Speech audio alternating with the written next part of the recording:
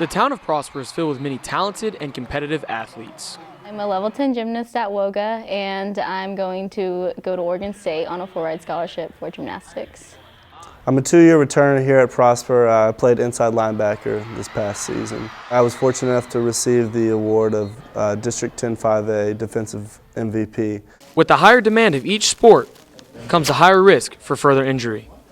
According to StopSportsInjuries.com, high school athletes account for an estimated 2 million injuries and 500,000 doctor visits, as well as 30,000 hospitalizations each year. I was just doing a leap, and when I landed, my knee dislocated, and when it slid out, it shattered the ligament, and then I popped it back in.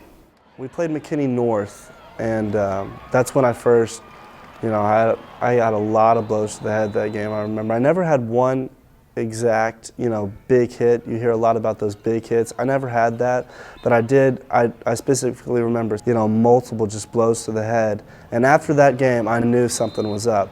The next day, though, I felt fine, so I saw no reason to say anything. And then we played Wiley East the next week, and regular game, type setting. Obviously, you're going to get hit in the head, especially playing inside linebacker. But after that game, I felt nauseous, dizzy, and I figured, you know what, I might just be tired, give it another day. Same thing, symptoms only got worse.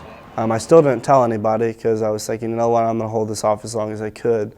But by the time Monday rolled around, I was hurting to say the least. And Coach Johns recognized that, and he called Coach Jones over, and that's how I was checked out. I never saw any reason to say anything to anyone.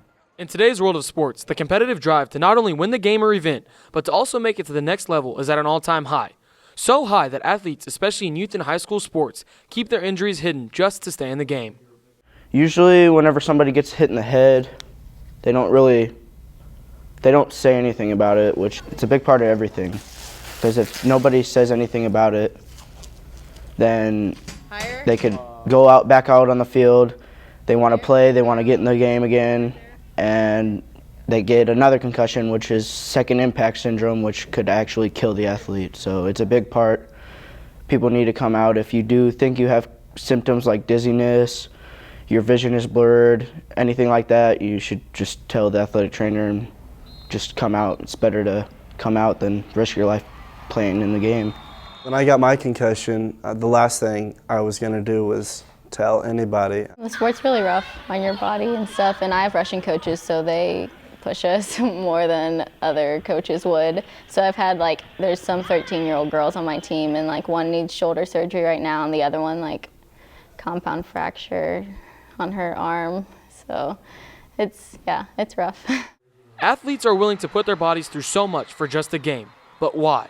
The reason I didn't tell anybody is I think the same reason a lot of athletes that get hurt don't tell anybody. It's just that competitive drive in me. I just felt I needed to play. I needed to help my team out. It got to the point, especially with this year, where it wasn't about me. It wasn't about stats. It wasn't about, really, it wasn't about, I guess what I'm getting to is how I feel. And I know a lot of defensive players, if they had slight injuries, they just kept going. No matter what sport you play, there will always be a risk for injury. But you know your body better than anyone else, and there's a fine line between toughing it out and risking further injury.